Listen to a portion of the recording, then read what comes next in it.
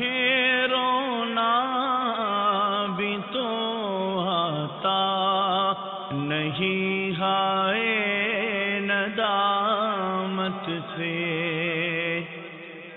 الحمدللہ رب العالمین والصلاة والسلام علی سید المرسلین، اما بعد فاعوذ باللہ من الشیطان الرجیم، بسم اللہ الرحمن الرحیم، الصلاة والسلام علیک یا رسول اللہ وعلی آلک واصحابک یا حبیب اللہ، الصلاة والسلام علیک یا نبی اللہ وعلی آلک واصحابک یا نور اللہ۔ مدنی چینل کے ناظرین، مدنی چینل کے سلسلے ندامت کے آنسو کے ساتھ ایک بار پھر آپ کی بارگاہ میں حاضر ہیں۔ اچھی نیت بندے کو جنت میں داخل کر دیتی ہے۔ اچھی اچھی نیتوں کے ساتھ آئیے آج بھی ہم سلسلے میں شامل رہیں۔ سب سے پہلے درود پاک کی فضیلت میرے آقا مدینے والے مصطفیٰ صلی اللہ تعالی علیہ وآلہ وسلم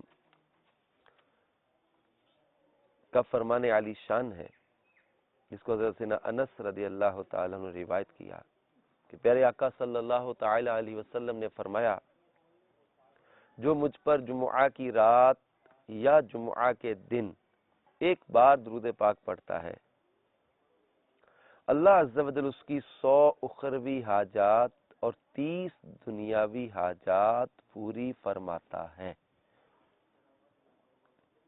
اور میرے پاس ایک فرشتہ بھیجتا ہے جو میری قبر میں داخل ہو کر مجھے اس درود پڑھنے والے کے نام اور نسب اور خاندان کے متعلق بتاتا ہے، پھر میں اسے اپنے پاس سفید صحیفہ میں محفوظ کر لیتا ہوں۔ صلو علی الحبیب صلی اللہ تعالی علی محمد وعلی آلہ وصحبہ وبارک۔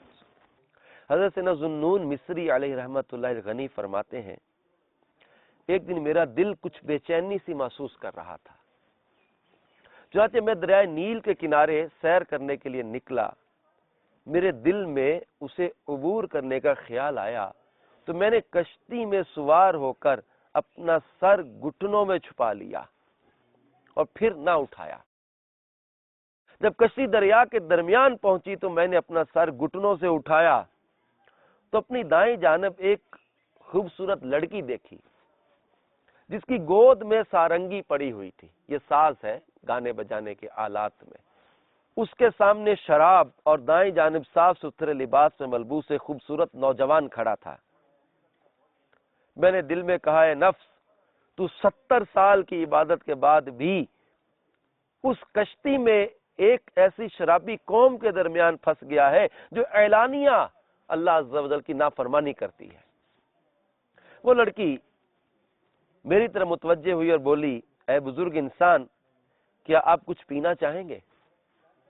میں نے جواب دیا، اگر میرے اللہ نے مجھے کچھ پلایا تو پی لوں گا۔ چنانچہ اس لڑکی نے اپنے غلام کو اشارہ کیا کہ وہ میرے لیے شراب کا پیالہ بھر دے۔ شراب کا جام بھر کر اس غلام نے مجھے پیش کر دیا۔ جب پیالہ میرے ہاتھ میں آیا تو مجھ پر کپ کپی طاری ہو گئی۔ لڑکی نے پوچھا، شیخ، شراب کیوں نہیں پیتے؟ کیا تم چاہتے ہو کہ میں گانا گاؤں تاکہ تم شراب پیو، یا پھر تم گانا گاؤ تاکہ ہم شراب پیئیں؟ میں نے کہا، میں نغمہ سناتا ہوں، تم شراب پیو۔ وہ بولی، ٹھیک ہے، تم سناؤ، ہم تمہارا نغمہ سنتے ہیں۔ پھر میں نے کچھ اشعار پڑھے جن کا مفہوم یہ ہے، قرآن پاک پڑھنے والے قاری کی تلاوت، رات کی تاریکی میں گانا گانے والی لڑکی اور بانسری سے بڑھ کر خوبصورت ہے۔ اے قرآن مجید کو دلکش آواز سے پڑھنے والے، تیری کیا شان ہے، اس خوبصورت قراءت کو رب جلیل سماعت فرما رہا ہے۔ تیرے آنسو بہ رہے ہیں، رخسار مٹی میں لت پت ہیں، اور دل محبت الہی میں مگن یہ کہہ رہا ہے، اے میرے مالک و مولا، مجھے گناہوں کے بوجھ نے تجھ سے غافل رکھا، میرے گناہ بخش دے کیونکہ اب یہ بہت بڑھ چکے ہیں۔ اے میرے رب قدیر، تو نے ہمیشہ میرے عیبوں پر پردہ ڈالا. بس ایسے قاری قرآن کا ٹھکانہ کل بروز قیامت جنت میں ہوگا اور وہ قرب الہی پائے گا اور اپنی رفیقہ جنت کے ساتھ رہے گا. اے اس کے لیے بہترین اختیار کرنے والے جو تجھے اختیار کرتا ہے. جب اس لڑکی نے ایسے پر اثر اشعار سنے تو بے ہوش ہو کر گر پڑی. جب ہوش میں آئی تو ریشمی لباس تبدیل کر کے سارنگی توڑ دی اور شراب دریا میں بہا دی اور پھر عرض کرنے لگی اے محترم بزرگ اگر میں توبہ کر لوں تو کیا اللہ عز و جل مجھے قبول فرما لے گا؟ میں نے کہا کیوں نہیں، جبکہ وہ اپنی مقدس کتاب میں خود ارشاد فرماتا ہے وَهُوَ الَّذِي يَقْبَلُ التَّوْبَةَ عَنْ عِبَادِهِ وَيَعْفُو عَنِ السَّيِّئَاتِ. ترجمہ کنز الایمان، اور وہی ہے جو اپنے بندوں کی توبہ قبول فرماتا اور گناہوں سے درگزر فرماتا ہے.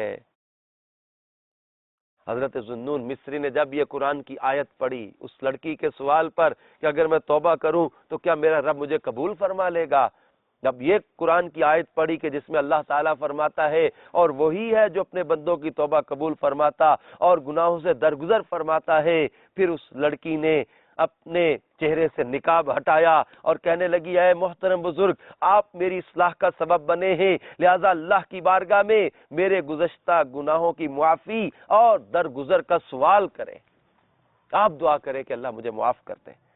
حضرت ذوالنون مصری رحمت اللہ علیہ فرماتے ہیں پھر ہم سب کشتی سے اتر کر ایک دوسرے سے جدا ہو گئے. اس کے بعد وہ لڑکی مجھے کہیں نظر نہ آئی. پھر ایک دفعہ میں حج کی سعادت سے بہرہ مند ہوا تو وہاں ایک لڑکی دیکھی، وہ کعبۃ اللہ شریف کے غلاف سے لپٹ کر رو رو کر عرض کر رہی تھی اے میرے معبود میری رات کی مدہوشی اور نشے کا واسطہ آج میرے گناہوں کو بخش دے. میں نے کہا رک جا، ایسے عزت والے مقام پر کیسا کلام کر رہی ہو؟ اس نے جواب دیا ہے ذوالنون مجھ سے دور ہو جاؤ، کیونکہ جب میں نے گزشتہ رات خوشی اور مسرت سے محبت حقیقی کا جام پیا تو آج یوں صبح کی کہ اپنے آقا و مولا کی محبت میں مدہوش تھی. میں نے پوچھا تمہیں میرا نام کس نے بتایا؟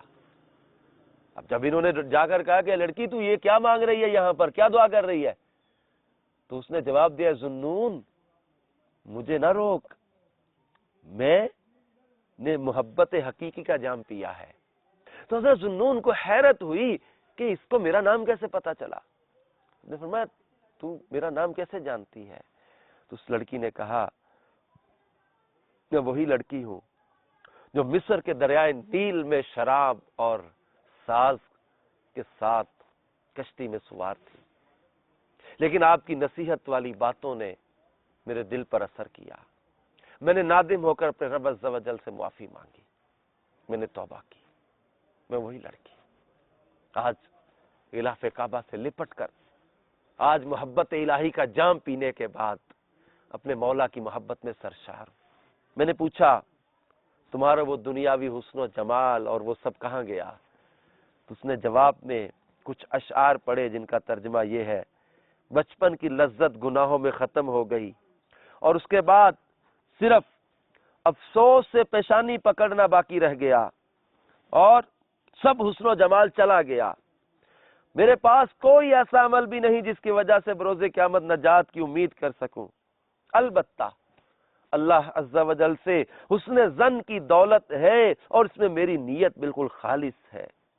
اس کے بعد کہنے لگی اے ذوالنون میرے واپس آنے تک اس جگہ ٹھہری ہے. پھر وہ ایک لمحہ میں غائب ہو گئی. جب واپس آئی تو اس کے ہاتھ میں ایک پلیٹ تھی جس میں ایک طرف تر کھجوریں دوسری طرف انجیر اور انگور رکھے ہوئے تھے. اس نے پلیٹ میرے سامنے رکھ دی. میں نے اپنے دل میں سوچا کہ 70 سال عبادت کرنے کے باوجود میں اس مقام تک نہ پہنچ سکا جہاں یہ لڑکی چند دنوں میں ندامت کے آنسوؤں کی برکت سے پہنچ گئی. پھر کہنے لگی اے شیخ جب میں نے بارگاہ الہی میں حاضر ہو کر گناہوں کا اعتراف کیا اور سچی توبہ کی تو اس نے مجھے سچا توکل عطا فرمایا۔ حضرت ذوالنون سے پھر اس نے مزید اپنے رب عز و جل کے کرم اور توبہ کی قبولیت اور رب عز و جل کی طرف سے جو اسے توکل عطا ہوا اس کا ذکر کیا۔ حضرت ذوالنون مصری رحمت اللہ علیہ فرماتے ہیں پھر میں اس کی طرف متوجہ ہوا لیکن وہ آنکھوں سے اوجھل ہو چکی تھی۔ یہ واقعہ بیان کرنے کے بعد الروض الفائق کے مصنف کہتے ہیں اللہ کی قسم یہ ہے تائبین کی صفات اور مقربین کی علامات۔ اے بھائی اپنے مولا کی بارگاہ سے کبھی مت ہٹنا، اگرچہ وہ تجھے دھتکار دے، اور اس کے باب رحمت سے کبھی قدم نہ ہٹانا اگرچہ وہ تجھے قبول نہ کرے۔ وہ دھتکارے، وہ قبول نہ کرے تو بھی اپنے مولا کے در سے نہ اٹھنا، کہ اور جائیں گے کہاں؟ اللہ تبارک و تعالی نے نہ بخشا تو ہم کہاں جائیں گے؟ ارے یہی تو بارگاہ ہے، وہی تو ہمارا مولا ہے، اسی کی بارگاہ میں رجوع کرنا۔ آ جائیے مدنی چینل کے ناظرین، آپ بھی رب عز و جل کی بارگاہ میں، ہم سب مل کر اپنے رب عز و جل کی بارگاہ میں توبہ کرتے ہیں۔ اے مالک و مولا، ہم نادم ہیں، ہم شرمندہ ہیں، ہم تیری بارگاہ میں رجوع کرتے ہیں، گانے باجے سے، شراب سے، حرام چیزوں سے اپنے آپ کو بچانے کی نیت کرتے ہوئے سچی توبہ کر کے اپنے رب عز و جل کی بارگاہ میں ندامت کے آنسو بہا لیں۔ سچے آنسو، سچی توبہ رب کو بہت پسند ہے۔ مجھے رونا بھی تو آتا نہیں ہائے ندامت سے،